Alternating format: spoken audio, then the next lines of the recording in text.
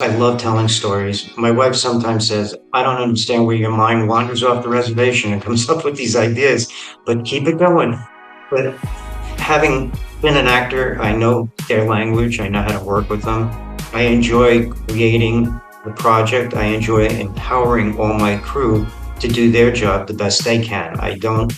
I'm not a dictator. Like, I ask the wardrobe people their opinion, makeup, set dressing, everybody's opinion, and then I make up my mind, of course.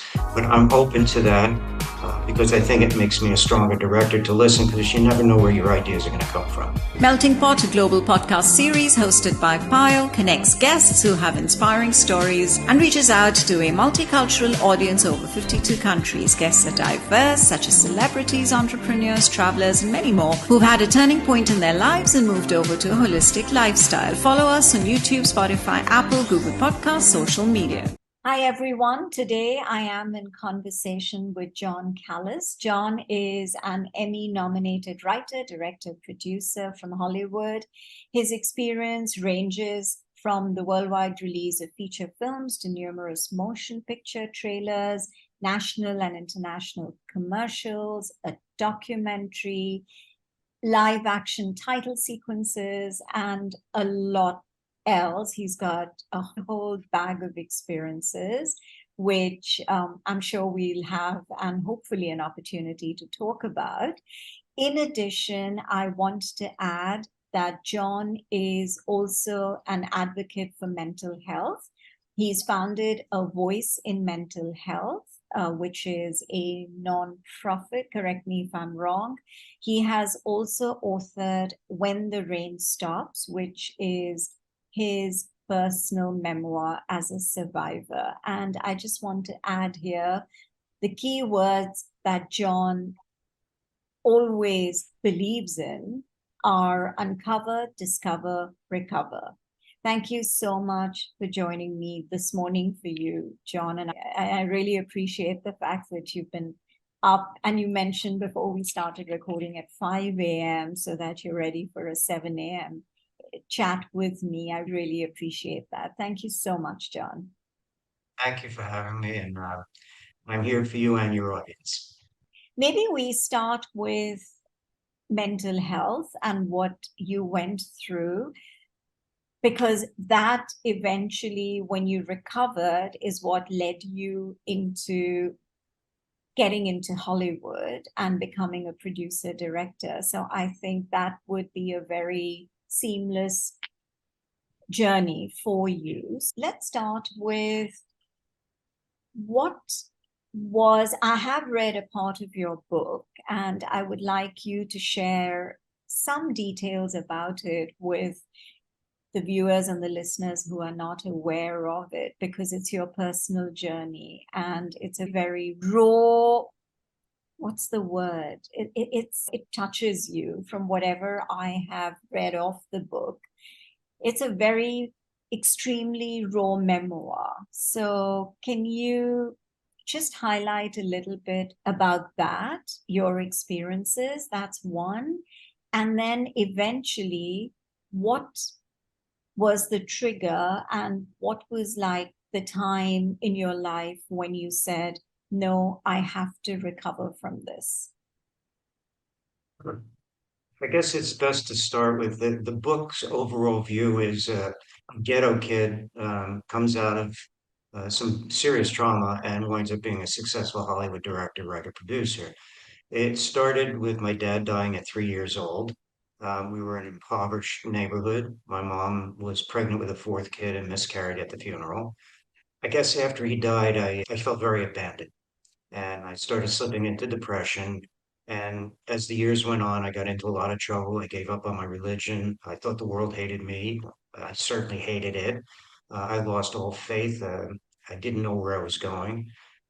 They sent me to military school to help me straighten out, and that was worse because I was very much abused there. It was a very horrible experience for me, although some of the students there were there out of their own needs because they wanted to be military people. So my experience was quite different than theirs. By the time I was 15, I had lost everything. My head was going crazy. I had no friends, was bullied. I was in a private school, and one night I said, enough is enough. And I walked to the edge of a dock and jumped into a partially frozen lake. So I wanted to kill myself. I just didn't want to go on anymore. And as the water was rushing into my lungs, the thought hit me that I didn't want to die and there had to be something better. And so I got out and started to rebuild my life. And did you finish military school or you just decided to do something different? I did 3 years of military school. Then I told my mother and my stepdad at the time that if they thought about sending me back, that I would jump off the train and they would never see me again. And they took it serious because they knew I had it. And that's why they took me out of military school and put me in private school at 15, 10th grade, yeah. And that's when I was even bullied in private school. So that's when I attempted suicide. Oh, so this was when you were at your private school. But then Yes. what, how did you help yourself? Did you have support, whether it was professional help or family or friends? How much of that support encouraged you? That's one. And two, what else did you get helped with in order to recover and enter the next phase of your life? I think it's important to understand at the time that tried to commit suicide, there was really no structure or mental health experts to rely on. So I was again, feeling very abandoned. And I guess some of the things that helped me, which I didn't realize at the time, was that a soccer coach asked me why I wasn't playing sports, and I explained my whole situation, and he took me under his wing. And then when my chemistry teacher caught wind of it, he basically bribed me and said, "Would you like to pass chemistry really high marks?" And I said, "Yeah." He said, "Then you're going to learn to wrestle." I said, "Okay." And then my hockey coach decided to take me on too. It's interesting because once I was exposed to sports, I found an avenue to get my anger out. It gave me an opportunity to just get it out of my system. So I think what started, including my math teacher, believe it or not, because he said, "Look, I understand you have problems with authority." I said, "I do." He says, "And I get that you have problems with arguing with people." I said, "I do." He goes, "I'm going to tell you something about math." I said, "What's that?" He said, "One and one is two." I said, "I don't understand your point." He said, "Nobody can argue that. It's not subjective, objective. It's strictly the facts." And I caught that and I thought, wow, that's interesting. And he took me under his wing and I became really good at math. All of a sudden, I had mentors that I didn't know what to call them. They were mentors, but I didn't know I was being mentored. And I think that began the start. I think it's important for your audience to know that the real change in my life was when I decided for myself that I had to change. Because nobody can convince you. Nobody's going to say, "Well, if you do this, you'll sprinkle fairy dust and you'll be better." You have to find something inside of yourself that says, life is like a blank piece of paper. How do I want it to look? I did go to therapy for a long time, which also helped me. So there's a lot of stigma around mental health.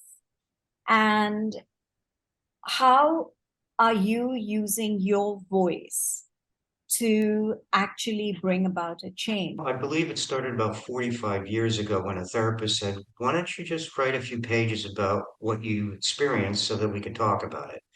And after he read it the next session, I walked in and he just grabbed me and he hugged me and he said, "I don't understand how you turned out like you did." And so I thought, that's interesting. So I just kept writing and writing. And then I turned it into a journey that my friend, who's also an editor, and my wife read, and they said, "Who's this character you're talking about?" I said, "What do you mean?" I said, "John, this life path that you've written about is not about another character. It's about you. You can't put it as a fake person. You need to say it honestly and rawly." And so I thought about it and I said, okay, if I'm going to help people, then I've got to make them understand that this is what I went through. And if it resonates with them, then perhaps they can find their own application within the book. Because when people read the book, they said, "I can relate to this section so much because I went through the same thing." And it's really interesting because one of the reviewers of the book read it and he and his wife read it. And his wife wrote me an email and said, "I just want you to know how powerful your book is." After we read it, my husband went over the phone and called his mother, who he hasn't spoken to in 10 years. And now she's back in his life. That gave me some really peace that I helped somebody. without preaching. I just told the story.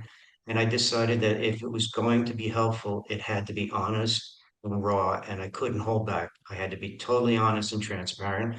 And there were times when I would sit writing and I'd be crying my eyes out because I had to relive the experience in Yeah. order to have the two voices. So, how did Hollywood become a part of your life? I started out by going to college as a chemistry major. And my chemistry my teacher took me for a walk and he said, you come out of 3 hour labs in 45 minutes and it's perfect. You're an A student. I said, okay. He goes, talk to the administration already. You're out of my class. I said, I'm confused. What are you talking about? He said, why are you a chemist? Why do you want to be one? You're not the guy with the pocket with the pens and stuff. And I explained to him I wanted to cure cancer because my dad died of it. And he said, I thought it was something like that. He said, I'm going to tell you something you need to understand. You're not a chemist, you're an artist. You need to find that creativity in yourself.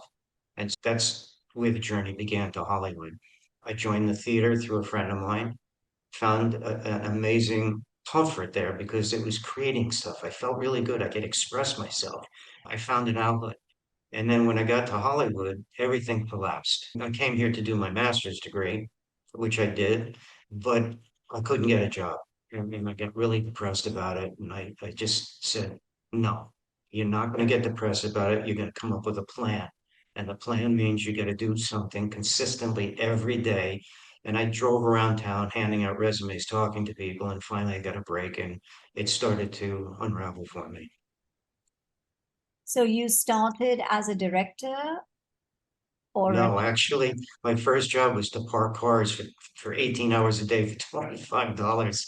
And friends laughed. They said, what are you doing? I said, I'm in the business at least. And, I got my foot in the door. And years later, I realized how valuable learning to park cars was because when I was in charge of the set. I knew exactly where all of the trucks and everything had to be. And instead of 2 hours in the morning, I had it up and running in 20 minutes. yeah. So I think the lesson for me was take every life experience and find how you can apply it to what you want to be doing.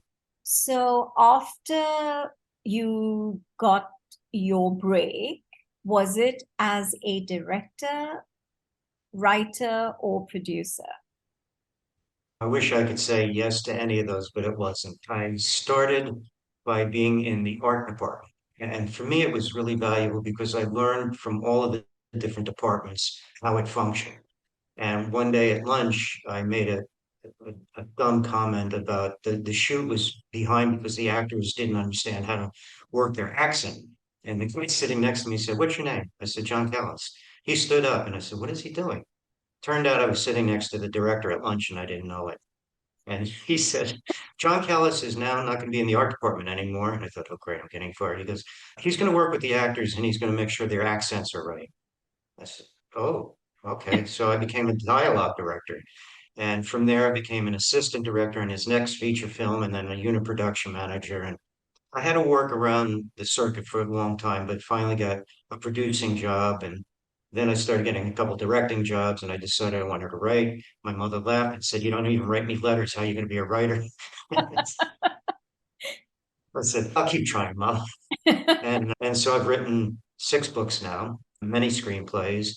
I'm a nominated director, and it just things started unfolding. But to be honest with you, it wasn't always easy. It fell apart at one point. I became a counselor in an employment agency. I was a waiter, and then something happened again, and it got me back in, and I never turned around after that. Writer, director, producer. What is the hat that you like wearing the most? Can you actually, everyone has something which weighs stronger than something else. So, what would it be for you? I guess if to answer your question, my passion is all about directing because I love telling stories. My wife sometimes says, I don't understand where your mind wanders off the reservation and comes up with these ideas, but keep it going. But having been an actor, I know their language, I know how to work with them. I enjoy creating the project, I enjoy empowering all my crew to do their job the best they can. I'm not a dictator. Like I ask the wardrobe people their opinion, makeup, set dressing, everybody's opinion, and then I make up my mind, of course. but I'm open to that because I think it makes me a stronger director to listen because you never know where your ideas are going to come from. And I love creating and telling stories. My answer for $300 is director. Okay, good to know. So you have obviously seen a change in time with the digital age becoming such a prominent factor and such an important factor even within the film industry. So as a producer, how do you think, because now you have online platforms, you have streaming, you have, it's diversified. So how are you able to keep up with technology and the different shift? And it happens periodically, but you've obviously been a part of that change because you've been in this business for such a long time. So how has it been for you, and how do you process it? That's a very insightful question. I started with film. Everything was very bulky. You had big cameras and crews and stuff. And when videotape came along and everyone started panicking, said, "Oh my God, the world's coming to an end. The video is going to take over." And I looked at it and I thought, no, it's just a different technology. Let's explore that. And so I got into understanding what videotape was and soon realized that it wasn't going to replace film. It's just another medium. And so when the digital world came along, I did the same kind of mindset saying, if I don't keep up with it, I'm going to be left behind. So I started studying it. I understood the benefits. At the beginning of digital, it was a complicated problem because the transfer of digital to material became very expensive and complex. And it was a very sterile look. Now, as technology developed, we were able to add grain in, which is what film has, and it felt more organic and less medicinal. I also saw the benefit of digital photography because you really are seeing what you are going to get. You don't have to take it to a lab. There's so much easier to do effects, special effects with digital photography. And the editing process is unbelievably fast. You're not cutting film anymore. You can say, "Can you move that?" Boom, and it's done. Whoa, okay. Yeah. You have to look at it and say every form of media in entertainment has its application, just know where to apply it. I think collaboration is a very important aspect of any business. And I would say, especially for the film business. So, how do you see the collaboration between the producer, director, writer during the production process? How important is the collaboration? I think it's critical. Fortunately, my last film I wrote, directed, and produced it, so I was arguing with myself a lot. Uh, but to give you an example of collaboration, my script supervisor came to me and said, "Can I make a suggestion about the script?" I said, "Absolutely, what?" And she outlined three things that I had done in the beginning of the story that she said, it gives it all away. And I went back and read it. I came back to her and said, "I read it again, and you're right. How do we fix this?" And we talked about it. We moved the scenes further down, and I rewrote a bunch of stuff, and really was grateful for her collaboration on it. Now, when I'm a specific person, let's say I'm the director, when I get a script, the collaboration for me is not to try to change the script. If I find myself wanting to change the script, then I'm the wrong guy for the job. But if I see the nugget, I love the story, but there are some structural things or character things or dialogue. I sit the writer down and say, explain to me what you were thinking in this scene because I'm having a little hard time with it. And he or she will explain it. And I'll say, okay, I get it. It's not on the paper. So let's figure out how we get it on the paper because if that's your intention, I love it, but it's not here yet. And so we'll work that way. The producer, what I do is I go to the producers, the director, and say, "Can I do this with you? I would like to tell you all of my creative ideas, all the equipment I think I'm going to need. Pretend there's no budget. I'll hand all that over to you. Then you come back to me and tell me if I can have that. And if not, what do we have to do to fish tree? Maybe I can't have 5 days with a crane. I can only have two, but then I can have this over here. So let's work it so that we can both figure out how to make it work financially. And I still get the creative vision that I want." Would you ever consider When the Rain Stops becoming a movie? I have been thinking about that greatly because I can't tell you how many emails I've gotten saying, John, turn this into a film. You could help millions of people because the journey can be so powerful. You'll laugh, you'll cry, you'll feel something, you'll relate to it. And it's a really statement about mental health and how you can get out of it and live a healthy, happy, and successful life. And And so I have two other things I'm writing at the moment, but I am going to focus on that because I really want to do it now. okay, thank you so much, John. It's been wonderful talking to you, and your story truly is powerful. And the message here is very clear that you should never give up. There will be obstacles, there will be emotional challenges, but you have to be able to stay firmly on ground. You have to be able to overcome them, however hard it may seem at the time. But there is always a very positive path ahead, and you have actually paved such a path for yourself. You've had mentors moving forward, but a lot of it you've been able to do on your own. And we can see the success. And success is not just material success, but I think the fact that you've been able to turn your life around in such a beautiful way, I think is a lesson for a lot of people. And I really appreciate you sharing your experience and your journey with me. And I'm sure the viewers and the listeners are also going to take away a lot from it. So thank you once again, John. I really appreciate your time.